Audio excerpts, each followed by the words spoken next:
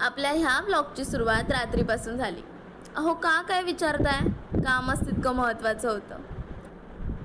इथे आम्ही गौरी सजवत होतो.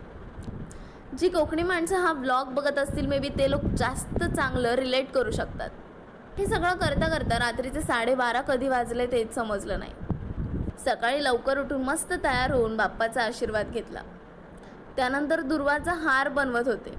आणि आज ना सकाळपासून खूप जोरदार पाऊस आहे. पाऊस काही थांबायचं नावच घेईना. पण तरीही पावसाला न जुमानता आम्ही गेलो आमच्या लाडक्या गौरी घरी आणायला. नदीवर जाऊन गौरीची पूजा केली आणि मग आम्ही निघालो परतीच्या प्रवासाला. इथे गौरीच्या आगमनाची सगळी तयारी सुरू आहे. आमच्याकडे या पद्धतीने गौरी आगमन होतं. तुमच्याकडची पद्धत मला कमेंटमध्ये नक्की सांगा. इथे आम्ही घावणे बनवत होतो. मला असं वाटतं ना प्रत्येक कोकणी घरात ही कॉन्स्टंट डिश असावी. घावण्याची रेसिपी मी आधीच अपलोड केली आहे, नक्की जाऊन बघ. मला सुद्धा ना चुलीवरचे घावणे करून बघायचे होते.